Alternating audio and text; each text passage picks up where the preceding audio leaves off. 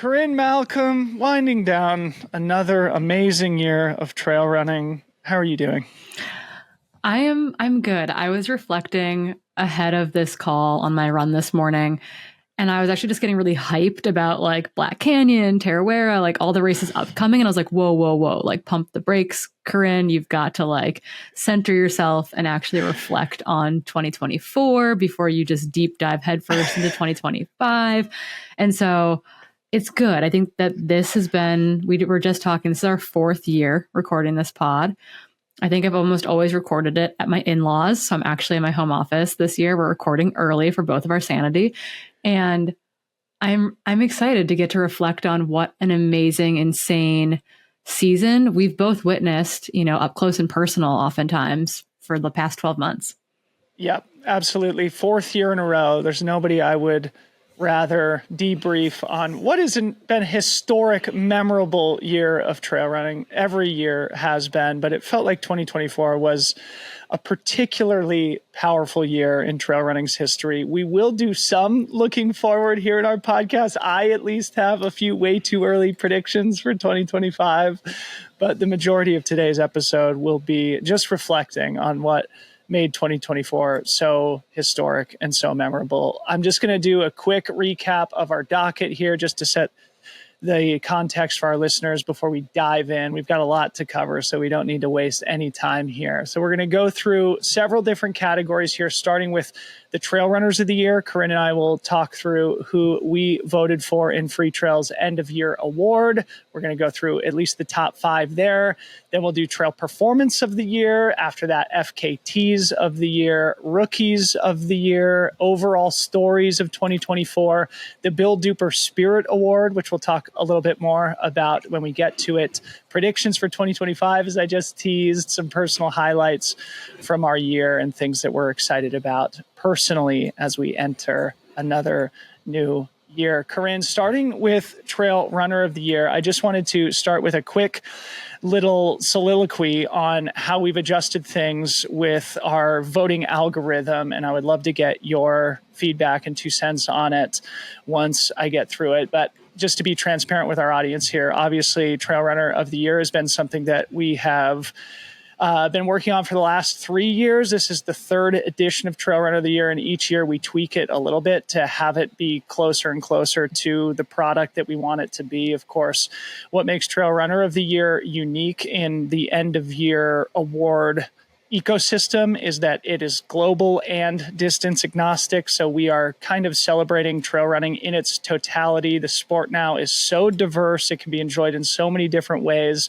And this is a celebration specifically of competition, so of racing, and across all distances. So from vertical kilometers to the Barkley to these 200 plus mile events. It's a really amazing moment in the sport that can be enjoyed in so many different ways. And we're trying to capture as much as we can and recognize the athletes who performed best this year. Just being honest with our listeners here so that they can have a transparent look into how the voting algorithm works. One of the things we're sensitive about with Freetrail is that we have a mostly North American based audience, even though we are a global media entity and we try to be a global media entity. Obviously, we're English speaking, we're American based, and that influences the people who end up discovering our content. So we do make every effort to reach out to people in different geographies, both on the media side, professional athletes, and other people in the industry to make sure we have our finger on the pulse and are including athletes from different countries that may not get as much attention here in the U.S. and make sure that voters are able to, share their expertise with and have it show up in the end of year rankings. So just long story short, we have an 80-20 weighting system this year where in partnership with the PTRA, the professional athletes, some select media and industry professionals, and the top fantasy predictors of 2024 will occupy 80% of the voting weight. And then the general public vote makes up the final 20% of the voting weight. Our inspiration for this was in some ways drawn from Major League Baseball, where they have a mix between the players' vote, the coaches' vote, the media vote, and that arrives at and the fan vote, especially, and most importantly, potentially, and that arrives at the players that end up on the All-Star team in the MLB format. So anyway, I just wanted to tee that up here at the beginning of our podcast, just so it's clear. Voting will be closed by the time this episode comes out, and then we'll start our rollout on January 1st. So Corrine, sorry, that was a long preamble. Any feedback or reaction on just how we're doing it this year? I mean, I think it's great. I think we've had iterations, right? We've iterated every year. We've added performance of the year as a big iteration. I think the weighting system has also been a big iteration. It kind of honors the people that are the most inside the sport as like having the heaviest weight, i.e. the players, the athletes, the media that follows along the whole time. And then I think it's really cool actually that, because it is on the Freetrail Fantasy platform, that those who have been following along all season and casting votes all season kind of get that added bonus of being like, hey, you are, you get a special nudge there. I think that is very cool and well-deserved because, there are athletes that, I follow the sport very closely, and there were some athletes on the list where I was like, oh man, I gotta like dig back into this because like I am unfamiliar with this race, or I'm biased to that race or this race. So took my time, still taking my time. You and I both have, I think, 4 more days to fully solidify our votes, and I will probably use every single minute of it before I click the final submission. But I do think it allows for us to remove as much bias as possible. And so it's not just name recognition. It's not just recency bias. It's not just geographical bias. I think that it allows for a very holistic voting system, but one that will hopefully truly honor, the top 10 athletes on the men's and women's side for the work they put in across distances over the past 12 months. Yep. And yeah, our goal is to just make the best possible list, the one that represents who performed best throughout the 12 months of the racing season. We feel like we're triangulating towards that in our 3 years of doing this. And we're really grateful, I should say, especially to the Pro Trail Runners Association for their partnership and helping us get the participation of the professional athletes themselves, those who know the dynamic in the global racing circuit better than anybody. So anyway, that's our quick preamble here. I just want to be transparent about it so there's no appearance that Freetrail is putting our thumb on the scale in any way. We're just trying to do the best that we can. But of course, it is all subjective. And at the end of the day, it's just for fun. But we do enjoy having fun, and that's what we're going to do starting right now. Trail Runners of the Year. Corrine, you get us started with the women, and then maybe Performance of the Year we'll start with the men. But start Trail Runners of the Year 2024 with the women. Yeah, so this was challenging. It's always challenging because, right, we're weighing, trying not to weigh too much context in it, right? Because context can be a little bit convoluting when it's like, oh, that's extra impressive because they already did this, this, and this type of thing, like off of one-off performances. So I'm trying to weigh level of competition, historic times, course records, density of competition, head-to-head matchups, all of that kind of thing comes into play when I look at, who I think could be in the top 5 or the top 10 over the course of the year. And really wanting to honor that. I think I struggle a little bit. I just want to say this with like the World Mountain Running Association races and like trying to weigh that against other traditional short distance racing, as well as looking specifically at like, we didn't have a world championship this year, which I think is oftentimes an elevation of performance. And then the other piece of that puzzle, I think, is that like the European Off-Road Championships, which allows athletes to be nominated mostly to the European teams for next year's World Mountain Running and Trail Championships. It's hard for me to necessarily weight that. They were amazing performances, but I'm like trying to figure out where it fits in the total picture, if that makes sense. So there were phenomenal performances that I personally like have a hard time putting into context at times. And I'm someone that follows the sport intensely. So I think that's always like a little bit of a thing. So that's my long preamble to my current top 5.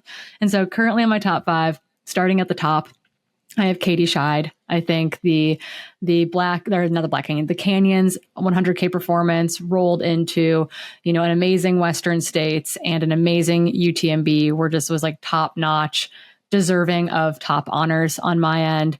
The two most historic 100-mile races in the world, where you have the densest level of competition, elevated her right to the top of my list. In 2, I put actually Joyce Najiru in the second position. I think her relative dominance on the Golden Trail World Series and her head-to-head competition with someone else on my list was really kind of mission critical in landing her high up in there, because I don't think we oftentimes give enough respect to the density of competition, the frequency of competition that those that race in the Golden Trail World Series have to undertake. So Joyce is my number 2 currently. I put that, which places Courtney Dauwalter into the bronze medal position for me.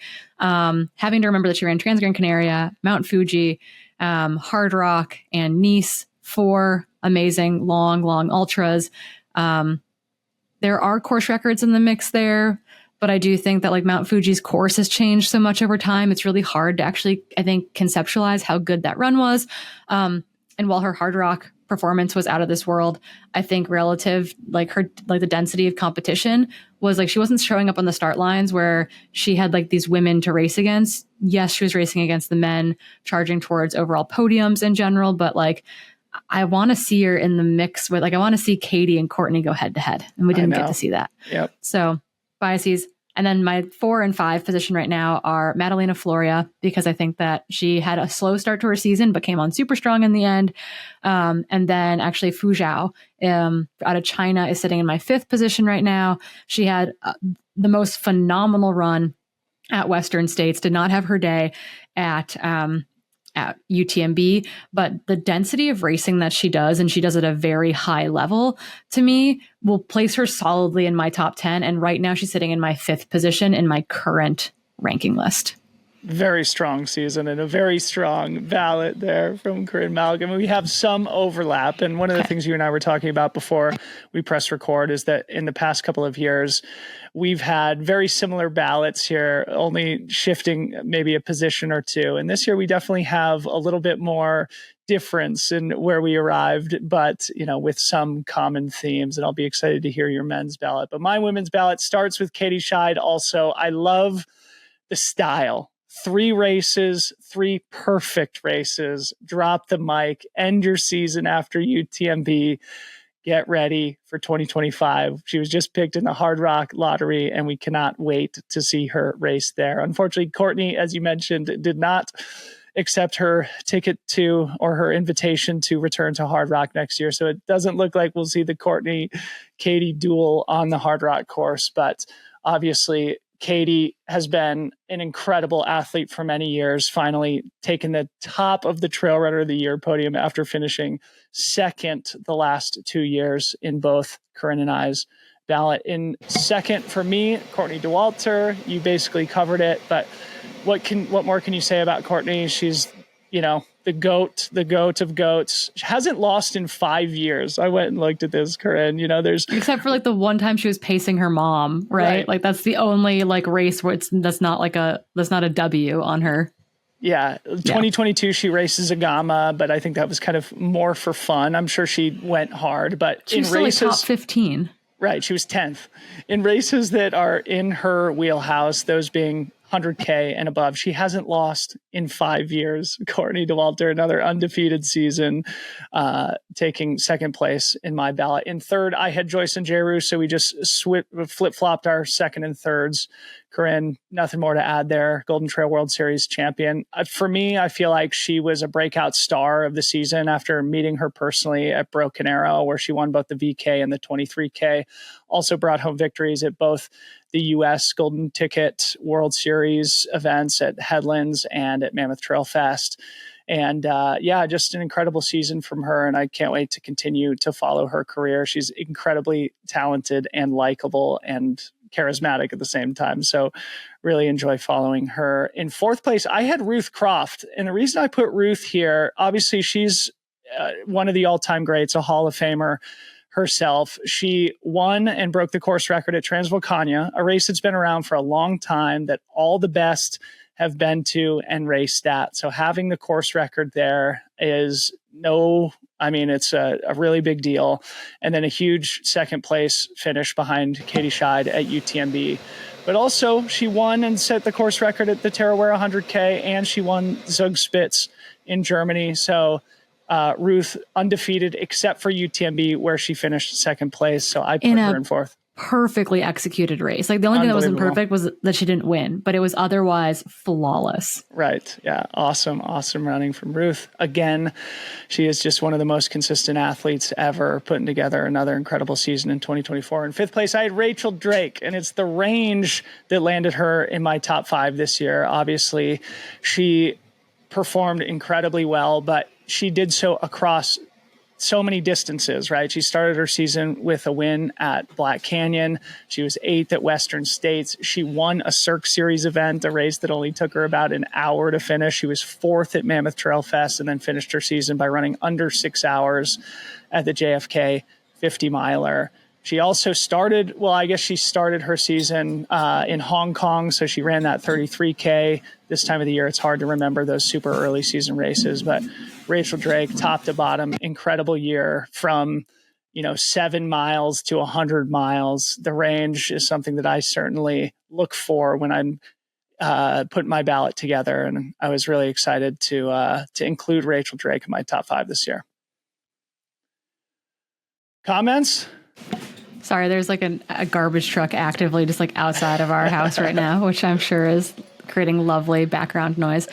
No, I'm right there with you. And like I said, like I've only currently selected my top 5, and I'm going to have to spend a lot of time fussing with 5 through 10, I think, over the next 3 days to get this thing submitted. And I think that those are great picks. Rachel Drake, I think, you and I are actually both also ballot casters for you, Roy, as well.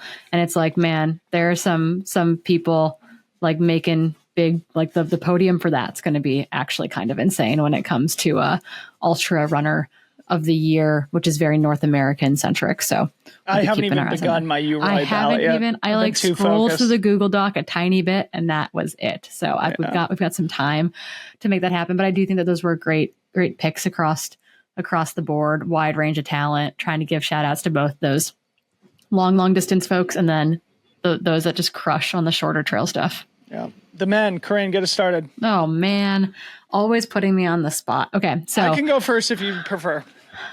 I mean, no, we can have arguments about this later.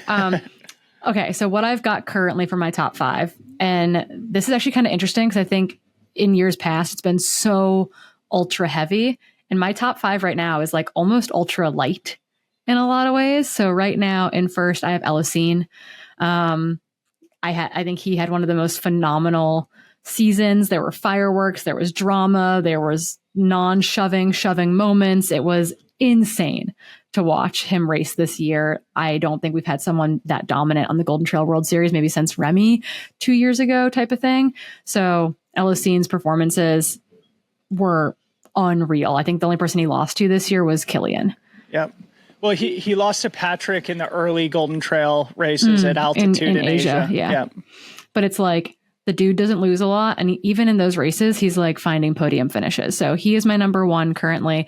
Sitting in number 2, though, a guy that he's had to duke it out with over and over this year, I have Patrick Kipinego sitting in second position with no world championship, like medals to his name this season. Like I think that once again, in world championship years, that is a big additional bonus for these shorter distance athletes in particular. And right now I've got Elysine in 1, Patrick in 2. The head-to-head level of competition that you see in these short races is just, it's unreal. And it's so impressive. And getting to see it on home soil this year in the US, I think probably sways me even further because it was honestly wild to watch them race. So They are my 1 and 2. Continuing down my ballot, maybe controversial. In 3, I have Hayden Hawks. And, there's a lot of arguments going on who's going to be the top UROI male right now. Hayden's currently sitting in my 3rd position for Troy. And I think akin to Rachel Drake, the range that he put together this year is quite impressive. And I think it's easy to forget about his Black Canyon performance back in February. Probably one of his best ever Western States, despite finishing 3rd in what was very close to being a 2nd place finish.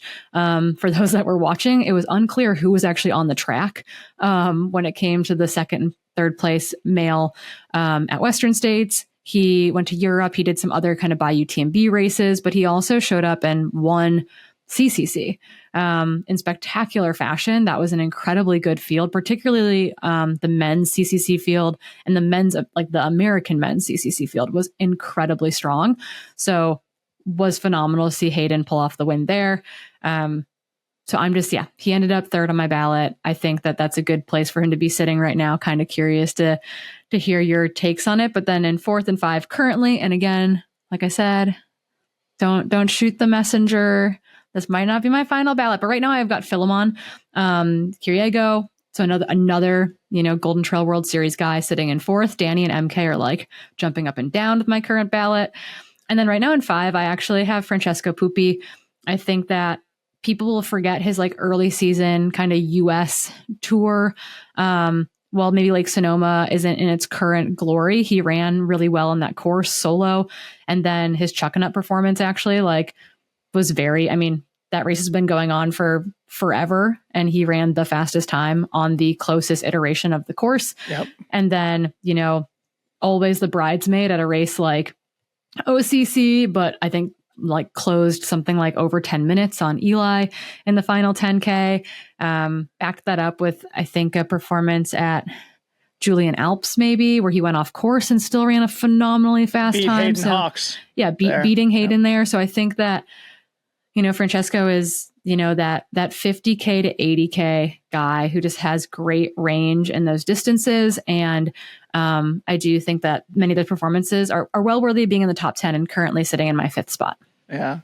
Okay. Corrine, we actually share the top 3. I'm very surprised about that, actually. Okay. So I had El Hussein first, just to add a few more words about him. Winning is a skill. And El Hussein knows how to win. And the second half of the year, he had that battle with Remy Bonnet that was captured on camera where they continually attack each other, where Remy will try and break El Hussein. El Hussein comes back, tries to break Remy. Remy comes back. El Hussein finally gets the better of Remy at the finish. Same thing happened at Headlands where he and Philemon Kiriago are sprinting down the finishing stretch together. And then, of course, Elbow Gate happens at Mammoth Trail Fest. Water under the bridge now, but he knows how to win. El Hussein winning the Golden Trail World Series. And the one thing I wish, or the one counterfactual, what would have happened if El Hussein was at Sierre Zinal during the Killian and Philemon battle? And Killian, of course, broke his own course record at Sierra Zinal. It would have been amazing. A smidge, right? Yeah, that victory was a smidge. So El Hussein, the first time, that I've voted for a sub-ultra distance athlete as the Trail Runner of the Year, and I think this is maybe representative of the way the sport is trending now. I think for sure the Golden Trail World Series is the most competitive global event series on the planet. Therefore, if you win that series, you're certainly eligible for consideration, if not, a shoe-in to win Trail Runner of the Year. El Hussein, top spot for me. In second place, like you said, Patrick Kipineno. Not much more to add other than he's been snubbed the last few years. And this is one of the things that we're trying to account for in our Trail Runner of the Year vote, is making sure people like Patrick, when they win the world championship in the vertical, as he has a couple of times, end up in the ballot. No world championship this year, but Patrick Kipneno, incredible athlete, performing well in the sub-ultra distance categories. Really excited to continue watching him move forward. And I can't help but wonder if he and Philemon and some of these other Kenyan athletes might start pointing their gaze towards races like OCC, moving up from Golden Trail World Series up into sort of the 50K category. Third place, like you said, Hayden Hawks, the great American champion. Incredible season from him, top to bottom. Especially, Western States, as you mentioned, he's finished second in the past, finishing third this year, but he ran 14:25, chasing Rod Farvard around the track in what was, for me, the most exciting men's 100-mile race potentially in history. So great job to Hayden Hawks. In fourth place, I put David Roche, Carpenter's 19-year-old course record at Leadville, takes that out in spectacular fashion. Also won the Javelina 100 to get his ticket to Western States next year. We'll remember he also won the Silver Rush 50-miler to get into Leadville. And so that portfolio of spectacular performances put David in my top 5. And in 5th place, this I really struggled with. So I was considering people like Eli Hemming, Dan Jones, Francesco Pupi, Ludovic Pomeray. I ended up with a Frenchman who I think probably many people are going to snub entirely. Go ahead. Thomas Carden. Yes, correct. So Thomas Carden is probably Thomas. I've never met the guy, but amazing season, and the sort of performer and the types of races that aren't making as much of an impact in the American trail running conversation. He won the European championships type stuff. Right. He won the Ventoux race, which is, call it the equivalent of France's Chuckanut, the early season 50K that a bunch of talented athletes go to. He won the European championships that you've mentioned that probably gets him on the Team France at the World Championships next year. It'll be exciting to see him race there. Then he won Templiers, one of the biggest races in France, and always incredibly competitive. And then just a couple of weeks ago, he won Saint-Élion, which is about a 50-mile event that takes place overnight in France that also has a lot of history. And this year, he had great competition, the likes of Ben Diemen and Andreas Wietek, etc. So I put Thomas Carden in my 5th place in my Trail Runner of the Year ballot. I think that's a phenomenal 5th place pick. I'm like, okay, do I need to go resubmit again here? But I think that he raced phenomenally well. And I do think that he's someone that isn't going to have that name recognition, at least to to an American audience, but may to, those PTRA members in particular, hopefully that are voting for him. Francesco, if you're listening to this, hopefully you included him on your ballot. Yep. But he had a phenomenal year. Yeah. Okay, moving along. So we don't take all day here. Trail Performance of the Year. Maybe I'll get us started on this, and we'll start with the men, and then we'll go to you, Corrine. I had to put David Roche in first place for my Trail Performance of the Year. The Leadville 100 course record has been one of, if not the most storied course records that has stood the test of time. David took it down by 19 minutes. Matt Carpenter, of course, a legend in trail running history, will remember Remy Bonnet broke Matt Carpenter's Pikes Peak Ascent course record last year. So Matt Carpenter loses both of them, but he remains an absolute icon in trail running history. David Roche breaking that record is my performance of the year. Then I put Finlay Wild in second place, breaking Kilian Jornet's course record at Trofeo Kima. It's a good one. Which is an event that only happens once every 2 years, hyper technical, chains, helmets required. And he's sort of a fell running legend, a Brit, if I'm not mistaken. Finlay Wild breaks that course record. That's my second performance of the year. Jim Walmsley's Western States. I just felt the men's race at Western States was one of the greatest races in trail running history. It's certainly in long course trail running history. The battle with Rod Farvar, where they're going back and forth up until mile 85. I love it. As I said with El Hussein, winning is a skill. Jim knows how to win. Running 14:13, very close to his course record on a much harder day. That's testament to the level of competition. Both Rod Farvar and Hayden Hawks pushing Jim Walmsley to what I would guess he considers his best race ever at Western States in his fourth victory. I put Kilian Sierre-Zinal in fourth. And again, a historic race. He's done it. He's won it 10 times himself. At 36 years old, he runs his fastest ever time, breaking his own course record. So these historical course records occupy significant weight in at least my personal voting considerations.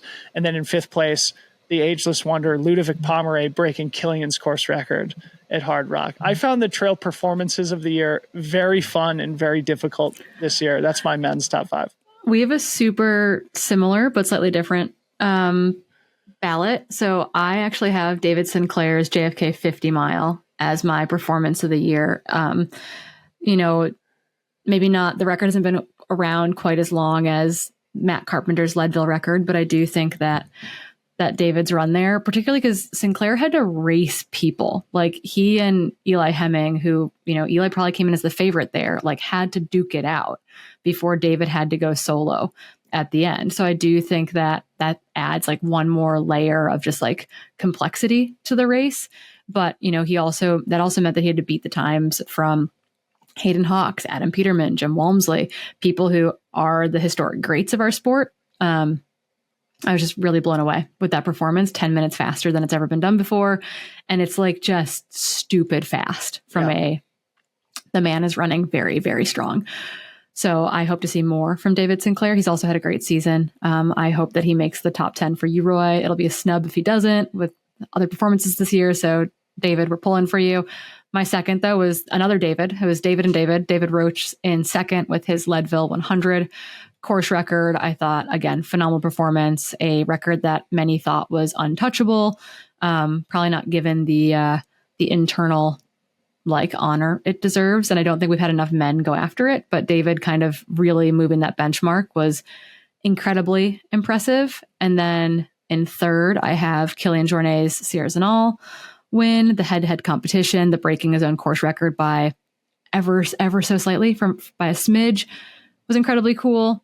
Kind of moving right along. I then actually have Ludo Pomeray in fourth with that Hard Rock 100 performance, ageless wonder, inspiration, very, very cool to see.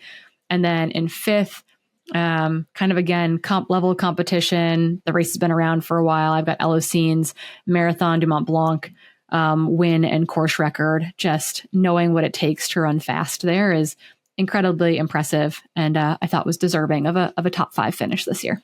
Awesome. Great ballots. Well deserved all around. So the women, I'll get us started. I put Jasmine Paris, the Barkley Marathons. I mean, it's just one of those things where this time of the year, it's hard to remember what happened at the Barkley, but that was a seismic moment in first woman trail ever running history. First woman ever to finish. And she did it by, the skin of her teeth. It was, what was it? A couple minutes to spare when she arrived at the Yellow Gate. Jasmine Chills, Paris, 90 seconds. I think she had 90 seconds to spare. Internet exploded at the time. What an inspiration, Jasmine Paris at the Barkley. That's number one for me. I put Katie Scheid breaking the course record at UTMB. Again, head-to-head competition, biggest stage in the world, breaking Courtney Dauwalter's course record. Katie Scheid, what an insane season. In third place, I put Courtney Dauwalter's Mount Fuji 100, formerly known as UTMF. This is influenced by our good friend Travis Longcar, who is a statistician himself. He's the one who built the Trail Runner of the Year platform and fantasy. And he said that, if you crunch the numbers on the UTMF performance, I think it actually ranks as maybe ITRA's best ever 100-mile performance using their ranking algorithm. So trusting Travis and ITRA and the data and whatever algorithm they use to measure it. Courtney Dauwalter finished in second place overall there, I think only 10 minutes behind the men's winner at UTMF. In fourth place, I put Katie Scheid at Western States, running under 16 hours, 15:45, second fastest time in history. And then finally, I put Ruth Croft at Transwilkania. Again, just a historic race that a bunch of the sports best over the last decade have been to. Breaking a course record there is a big deal. So I put Ruth Croft in fifth. So we have similar but very differing ballots. I also have Jasmine Paris as number one. I mean, I think the whole world stopped moving for a second when she finished. The images that came out of that Barkley's performance was unreal. And if she was someone who wanted sponsorship, that was worth a six figure deal for sure. So it was incredibly cool. Laz, I think, has, been very nitpicky as to his opinions if women can finish the race. And it was cool to see Jasmine get it done and hopefully inspire more women to go after a finish at Barkley themselves. In the second position, I have Katie Scheid's Canyons endurance runs by UTMB, the 100K there. I think we saw her run it and we were like, there's no way. There's no way that she can do this. There's no way that she can go out this hard. There's no way she can hold this speed. She was pushing the men's lead pack up the first climb. out of the start type of thing. Like and she had nothing to prove. She was already in the race. She didn't need a golden ticket. She wasn't trying to race other women. Like she was just doing her own thing. And that was terrifying. And I think we were all like, Western States is going to be insane. So Katie's win and course record at Canyons, blew, or not, I guess not necessarily a course record there because the course has changed every year. So I don't think there's any records. But I don't know if anyone's going to come close to it this year if they're on the same course. Like it was literally out of this world. In third, I have Courtney Dauwalter's Hard Rock 100 win and course record. It was a phenomenal performance, despite the fact that I think that she's never had a great day at Hard Rock. Like I'm kind of scared to know what she could do. That's why I wish she was going back. I'm like, I know Courtney can go sub 24 at Hard Rock, and she hasn't yet. And it would take someone like Katie pushing her, I think, to get there. But yeah, I think so too. Yeah. And then that brings me to fourth, I believe. And I've got Rachel Drake's JFK 50 mile. I just think that first woman to ever go under 6 hours. I mean, the women's course record doesn't feel like it's that old because Sarah broke it just like a couple, just literally like a year or two ago. But Ellie Greenwood had it for a long time before that. And I think there was this amazing text exchange between Rachel and Ellie afterwards. And it was about super shoes. And Ellie sent a photo of like the shoes that she ran JFK in. And it was like, yeah, things have changed. Things have changed. And then in fifth, I also have Ruth Croft's Transvolcania, in part because she had to literally run away from the previous women's course record holder, Ida Nilsson, in order to secure the win and the course record. I just thought it was an incredible performance. And she did it with like it felt like ease. I know it wasn't easy, but it felt like she did it with such ease. Yeah. Love it. So good. All right. Fastest known times of the year. We should give a shout out to FKT, fastestknowntime.com. They will have their own awards going on here simultaneously, but we just want to do a little bit of recognition. Corrine, maybe get us started with who you've got. Maybe just do both your men and women. Yeah, well, I mean, I think the women's one is kind of like a no-brainer, right? Yeah. Like if it's anything other than Tara Dower, does it matter? Like the overall AT course record, are you kidding me? Like that's pretty next level for a long course record. I think it was, was not easy, but it looks like it went really darn smooth. Like I know that they had lows out there. I know that the crew like worked their tails off to make it happen, but just unreal to see. And it wasn't like she got it by an hour, right? Like she got it by a sizable chunk from one of the best long trail FKT guys on the planet. So that was really cool to see. And then actually my men's one is Nick Fowler's Arizona trail, because it was self-supported, but it got the overall FKT. And it's, again, that's like an 800 plus mile trail. You do a Grand Canyon traverse in it. It's hot. There's no shade. It's a brutal section of trail. People attempt it all the time and just fail miserably at it. We saw the men's and women's course records go down this year, but Nick Fowler's self-supported but overall FKT is stupid good. And so that I hope it gets high like awards from the FKT community, because once, maybe recency bias, it happened really recently. It was a fall FKT, but I just think that it was overwhelmingly impressive, and it just stretches the imagination. He wasn't paced. He didn't have crew support. Like I think that is a very honorable, very clean feeling FKT, and that is super cool. Yeah, so good. Okay, so obviously we share the women's FKT. Only thing I want to add here is that I just recorded a podcast with Carl Save, the previous Appalachian Trail FKT holder. And of course, we talked at length about Tara Dower's performance, and he had, of course, a lot of interesting things to say about it. But Tara Dower, hats off. And of course, as we're recording this, in the news is her new contract extension with Ultra. And I think Tara Dower very much providing a blueprint for people to follow as to how to build a career in the sport. And hopefully she's recovering well and looking forward to. Oh yeah, it sounds like I think she's going to Black Canyon to try to get a golden ticket into Western States. Like the girl's right back at it. And what is cool, just to add this one thing, I love these long trail or multi-day FKTs not being someone's swan song, like not being the retirement plan, it being like, I think Tara's 31 or 32. Like she's got, a decade plus left of high level racing.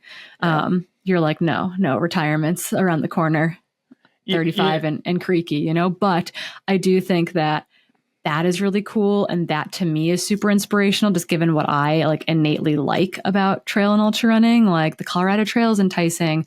The Wonderland Trail is enticing. I got to like crew a really cool Wonderland Infinity Loop FKT this year.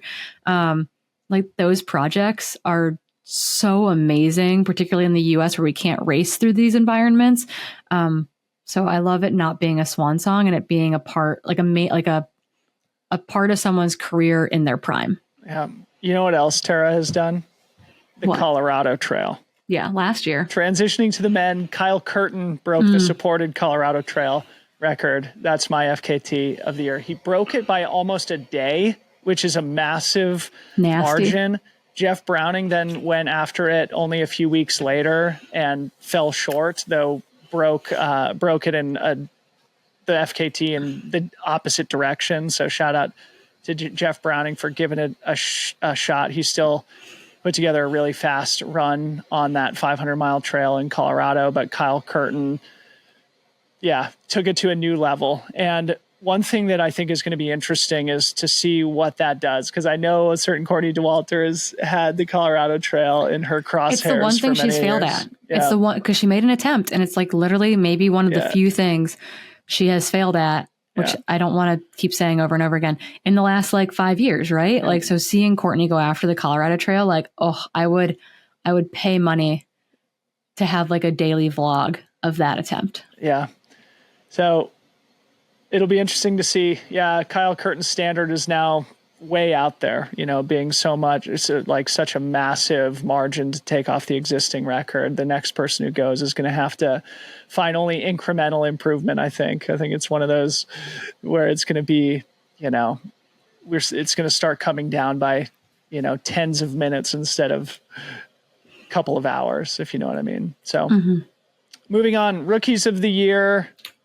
I've got a few here. Do you want to get us started or should I? Why don't you get us started? Because I want to make sure I pronounce one person's name correctly. Okay, cool. I'm sure we're probably thinking of the same person. So I just want to preface this with, I just recorded and released a podcast with Lauren Gregory titled Rookie of the Year. So I want to give her a shout out and to also set the table in the context here. And that, of course, these people aren't necessarily just starting with trail running, but who are in some ways like having a massive breakthrough. So Lauren Gregory, of course, didn't just start trail running. In fact, she won a medal at the Junior Mountain Running Championships when she was in college. So it's not her first rodeo, but she's deserving of, Rookie of the Year consideration. But I also wrote down Joylene Chepangino. That was my pick. Yeah. Okay. So she won both Sierras and All and the Golden Trail World Series. She's a mother of two. She apparently lost 30 kilos, which is the equivalent of 65 pounds. And Sierras and All was her first ever trail race, and she happened to win it. If that is not Rookie of the Year material, I don't know what is. And then backed it up at Golden Trail Finals. Like I thought I had read it wrong when I saw the This Week in Trail Running, I Run Far post or whatever about Sierras and All. Like I was like, there's no way I read that right. Like this can't be her first ever race, and she can't have lost 30, like 30 kilos. And like the last race recorded for her was like while she was in high school, essentially. But there's no way. Turns out, yes way. It's exactly what happened. And I think that is just like, what a cool storyline. And I can't wait to follow along as we like clearly have a new star coming out of Kenya, joining the ranks of a number of very, very talented African runners. Yeah. Okay. So on the men's side, I have a name that to me is very intriguing, an individual who I've never met in my life, but who is popped up on my radar 2 times, and I think it provides a very interesting indication as to what he might do in the future. This young man's name is Lucas Earl. He's a German. In 2023, he won YCC, the youth race at UTMB. This year, he won the ETC by actually a pretty substantial margin. He won by about 2 minutes in a race that's only 9 miles. He won everything this year. I think he's in his early 20s. And as you and I talked about at UTMB, Corrine, one of my predictions is that ETC is going to become more and more a part of UTMB week, the shortest of short races that they do there. Lucas Earl winning it. And if you look at his track record and follow him on Instagram, you can tell this is a high performance young man, and winning both YCC and ETC, you can now look towards the future and see where his career might go in the years to come. But, winning both those events, I think for me, it just obviously pops up on my radar, and somebody who I began following and who I'm excited to continue following in the future. Lucas Earl is my men's rookie of the year.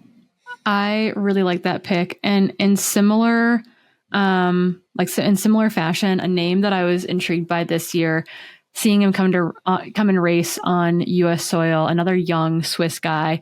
I've got Jonas Soldini written down as well. I don't think he had his best ever maybe performances over at Mammoth at high altitude, but young guy, I think is in medical school right now on the Solomon Swiss team, got to come over to the U.S. to do those races. Someone that I'm really intrigued about following.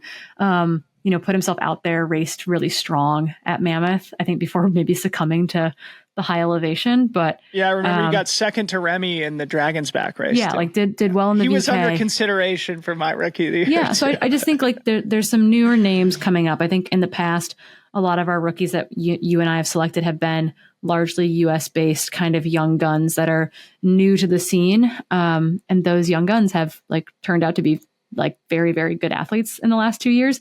So I don't know that there's any one guy that I'm really thinking of that's North American based to maybe fit in that role this year, who really had although I think Caleb, one of the Calebs was one of my secondary selections last year, is a breakthrough.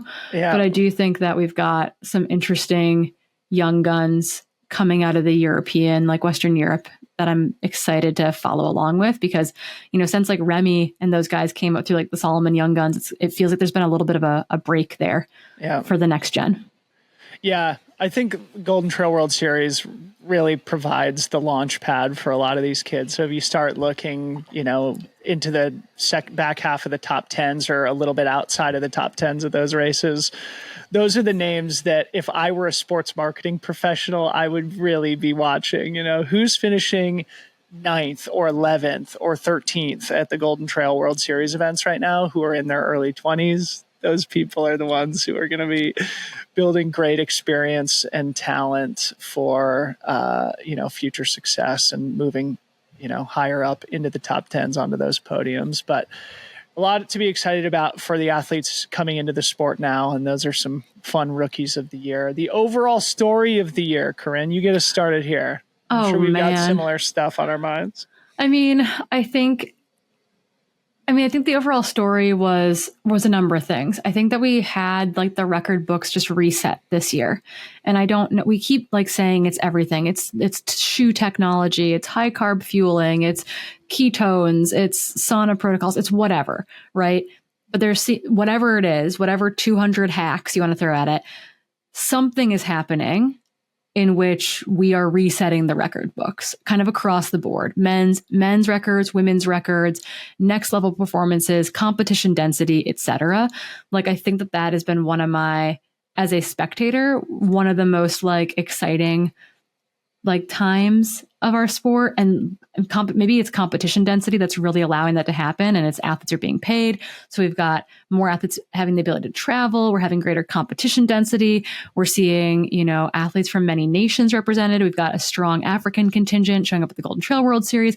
We have a incredibly strong Chinese contingent showing up at races like the UTMB finals and Western States. So maybe it's just this has all been happening and incubating on separate continents. And finally now, like the incubation on separate continents is like still going on, but we're bringing everyone more often. We're bringing everyone together to allow for this like insane competition density all in one place. So that to me has been like this, I don't know, it makes our lives so much easier when it comes to calling races because the action keeps going the entire time.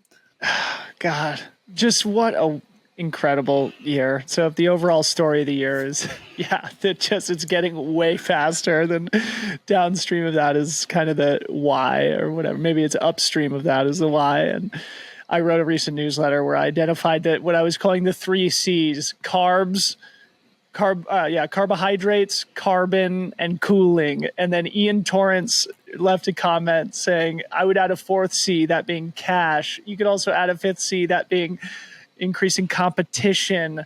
So you're right, Corrine. I think that really is the story of the year, is just like the game is different now. And it's so exciting. And it's a combination of all those different things. The nutrition science is now one of those things where, you cannot get away with screwing up your nutrition. If you do, you're losing tens of minutes or an hour plus in the longer distance events. Yeah. Or you're shaving an hour plus off of, where you typically would finish. And well, I think like a perfect example of that is like the top men all dropped out of UTMB this year. And the men that were on the podium still ran historically fast times. It wasn't like the top men dropped out and the winner ran 22 hours. No. Like the men who ended up on the top of the podium still ran outstanding times. Yeah. And so it's like, what would have happened if the top men had stayed in? Like how many men would we have had under a certain time? Amazing. Didn't happen, but that like they still ran historically fast times. The women all finished in the daylight this year. We had athletes like Lucy Bartholomew and Sabrina Stanley run something like 90 minutes faster than they did last year. And they moved up a spot or something. Yeah. Like Lucy didn't move up. She was still 10th, I think. And Sabrina moved up 2 spots and ran 90 minutes faster than she did last year. Like the density of competition, I'm here for it. I was trying to figure out where to squeeze in the UTMB attrition story, because I actually just had a very interesting conversation with an athlete who I'm not going to name because I'm not sure he would want me to, who managed to finish UTMB well below his ambition, but he got it done in a race where so many people dropped out. And he made a very interesting comment to me in that there is no incentive to finish UTMB if you're a professional athlete and you don't have the day that you want, because of the fact that you have to requalify using the new system that UTMB and the World Series has implemented. And I thought it was a very interesting observation by this individual, and something that maybe you can provide your perspective on too, because to me that feels like an oversight or something that UTMB would be well served. We've asked for it. Really? Yes, we have asked for a top 10 like Western states to give you incentive to finish, right? So only top 3 get back, and they are required to go get a stone. So Vincent Bouillard went and did the 20K at Nice. So he got his stone, so he's good to go for next year. So the only people who auto qualify are top 3 in each of the races, and they still are required to go collect a stone. Everyone else has to requalify. We've asked for top 10 so that you can incentivize like head-to-head racing and fighting to finish. And essentially it's been shot down for various reasons. It's, Ironman doesn't do that. No one else does that besides Western states. And it's like, I think that I would just say like, make the top 10 go get a stone. Yeah. But like, there should be an incentive. I mean, now they pay top 10, which they didn't do for a long time, right? So there is a little bit of money. If you squeak in to 9th or 10th, you might get €1,000 or something. So that's like not nothing, but it's like, is it worth it for some of these athletes? Like probably not. It's kind of the win or bust. And so I do think we do see maybe higher DNF rates than we've ever seen before, right? Yeah. Because if an athlete DNFs early, they can get back out there and race again as long as they're okay, which means that they can get that performance bonus from their sponsor. They can get prize money at a different race if they already have to requalify for UTMB. So Yeah, The athlete's not wrong. You're not wrong. Unfortunately, that is not the current setup. And the PTRA, I say we a lot, the PTRA has asked for that, and it just hasn't happened. yeah, And that's okay. That's their own prerogative. That's UTMB's thing. That is fine. We all know what we need to do to qualify, but it is kind of frustrating being like, oh gosh darn it, I've got to go do this thing again.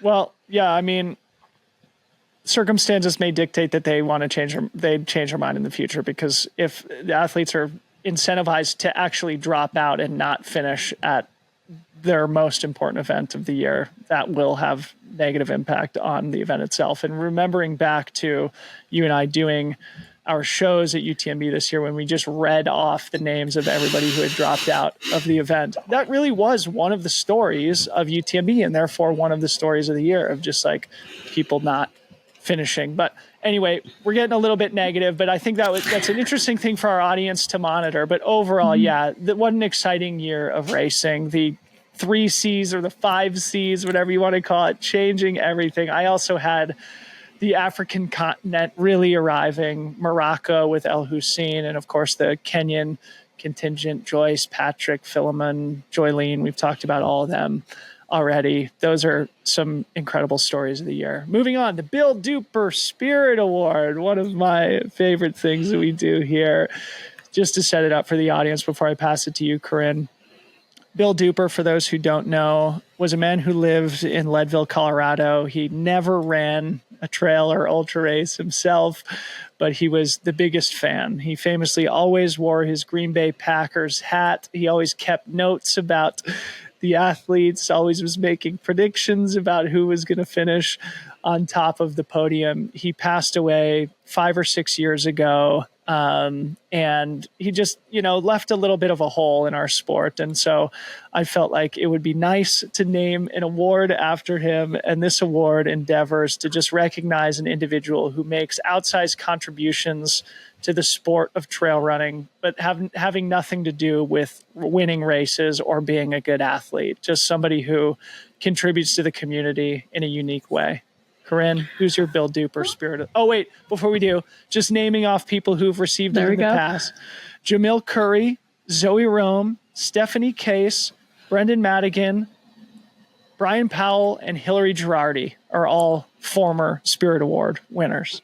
Yeah, so this year, I mean, I could give it to like so many people. And again, this is like our little like pretend award here on Freetrail. So bear with us. But I was thinking a lot about kind of how this individual, their organization not only does good directly in their community, but has taught other organizations and other individuals how they can do good and create kinship and alliances and show up for one another in really meaningful and impactful ways, while they also spend so much of their energy directly contributing to their community. And that's Jordan Daniels of Rising Hearts, just like a phenomenal runner.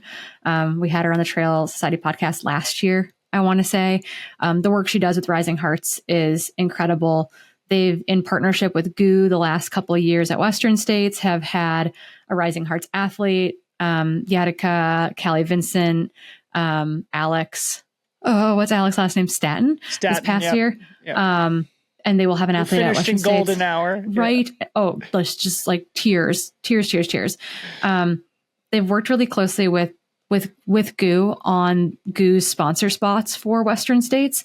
And I think that their work together has directly impacted how GU thinks about those sponsor spots as well. Like what organizations they will continue to give to, how they support their athletes at that event, recognizing that like just giving someone a spot into Western States is amazing, but like most people can't afford the costs that are affiliated with going to Western States either. So if you really want to make a meaningful difference, it goes beyond even that entry. And so just watching the evolution of Jordan's work with GU in conjunction with Rising Hearts has been really inspirational. But I've gotten to interact with Jordan a number of times last year and this year, and continue to interact with them and work together on things. And I'm floored and blown away, because the work she does, I have to imagine on many days is incredibly frustrating. And like, you probably just want to bang your head against the wall over and over again, but they continue to work really hard for their community, and it shows. And I think that that's really special and important and is an inspiration, I believe, to like other orgs that are working in similar spaces. A very worthy pick for the Bill Dooper Spirit Award. Mine, I'm going to give to another person with a recognizable organization that's made a big difference, that being Trail Sisters and Gina Lucrezi. I'm picking her this year because I just watched Matt Trappy's film about her called The Candidate. So Gina Lucrezi also just ran for political office in her hometown of Buena Vista, Colorado, and that county, which is Chaffee County, Colorado, and she won. And I think one of the things about Gina's story that's cool, she also works in search and rescue in her local community, is just the importance of service and giving back. And I feel like Trail Sisters has just made a huge impact in these communities that have popped up all over North America of women who, you know, are companions in their love for trail running. And I think that was all started with Gina's initiative several years ago. She's also the race director of the Lake Sonoma 50. And so she does so much for the sport. It has nothing to do with finishing on top of podiums, even though she is a good athlete herself. Gina Lucrezi, my Bill Dooper Spirit Award winner, based on the fact that Trail Sisters has been such a important organization for so many people. Now her public service going into local politics, something that I think can often be a thankless job, and somebody who I actually also just recorded a podcast with that's going to be coming out sometime after this one. So looking forward to sharing that. But she's my Bill Dooper Spirit Award recipient this year. Yeah, an awesome pick. Gina worked really hard for the community, and I think is a great representation of like the way you get more women into sport is not from the top down, but from the bottom up as well. Like, yes, there are things that change at the top, but creating this really important community network that provides mentorship and assistance and a sense of belonging for so many women is super important. Yeah. Moving along. Predictions for 2025. We're almost done here. Stick with us here as we begin to turn our gaze to look forward to 2025 after a lot of reflection on 2024. Corinne, you want to get started, or should I know you've got a list of hot takes that I need to hear. Yeah, I got a few things on my mind here as we look towards 2025. Number one thing we just recorded together on Freetrail Unfiltered, our community podcast, for free trailers, is just that I expect some pretty big shifts in athlete teams coming up. So free agency is just around the corner.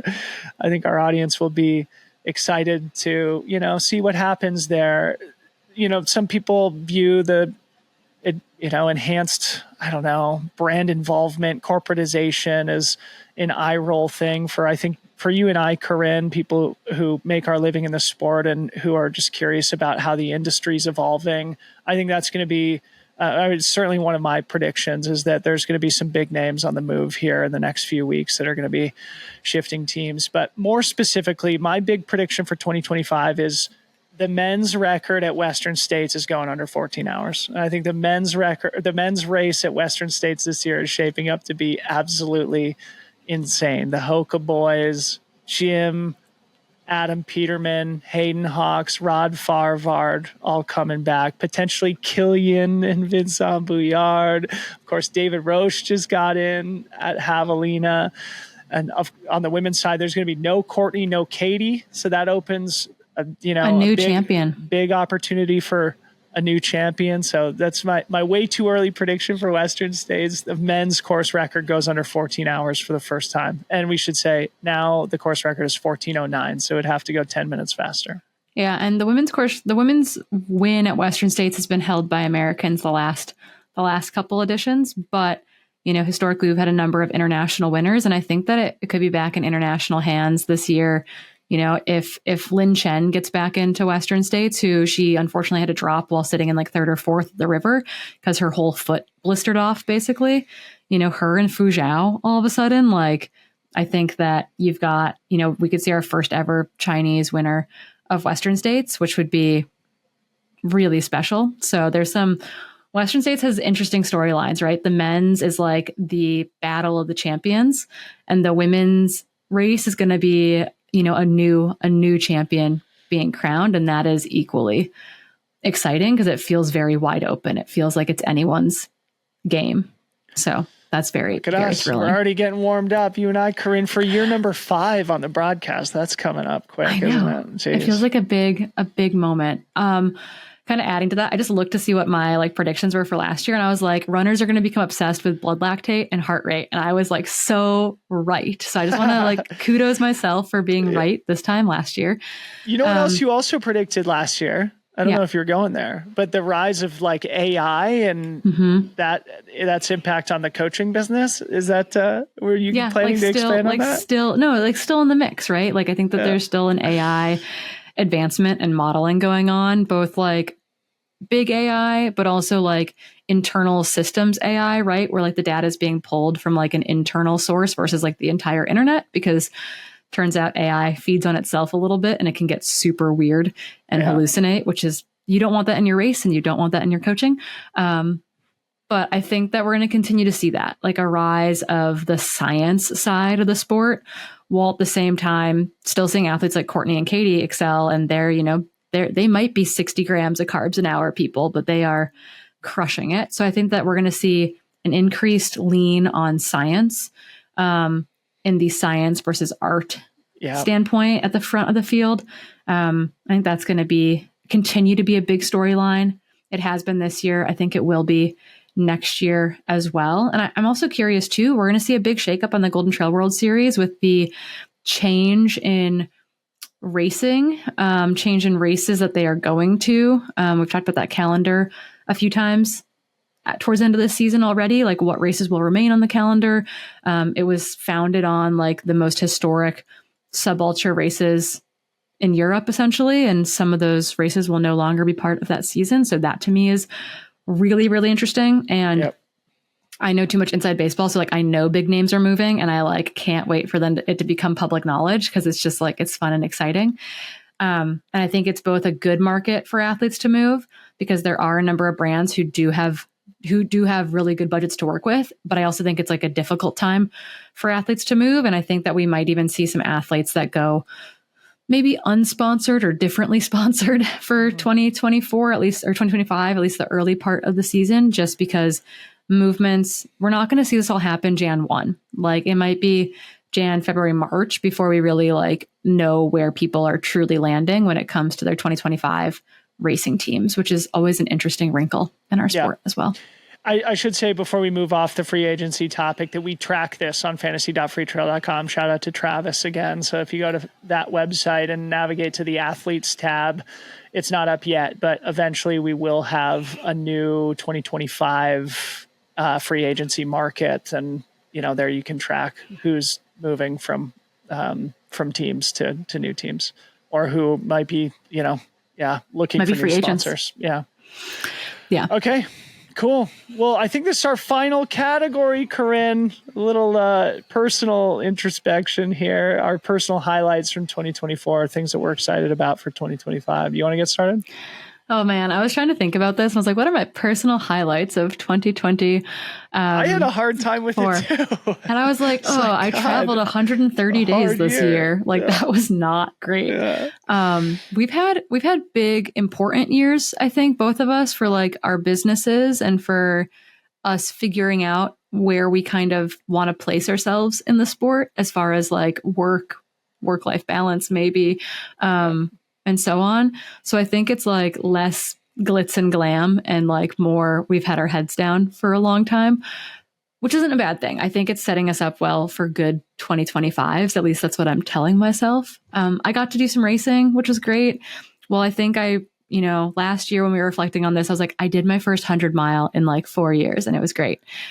This year looked different for me, but I think for the first time since breaking my pelvis in 2021, this is the first year where I maybe didn't race a lot, but I actually felt like I was able to periodically build momentum in training and feel good and feel fit.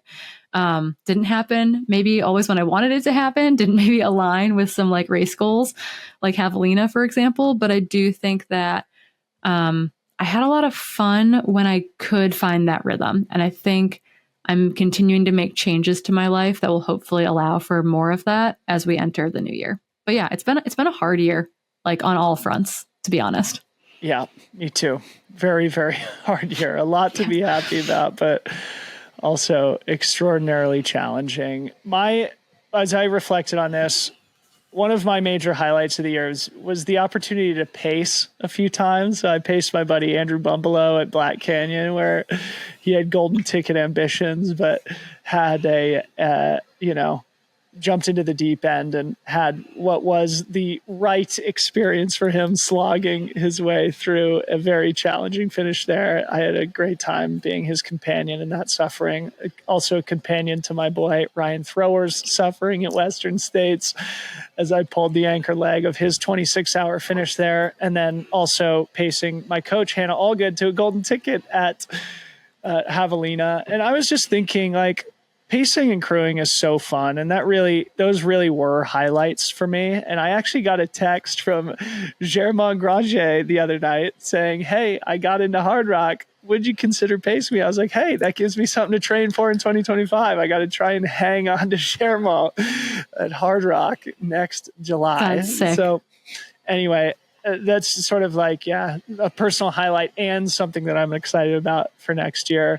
And sort of in the same vein, another highlight for me and for Freetrail, I think, was TrailCon this year and getting that off the ground.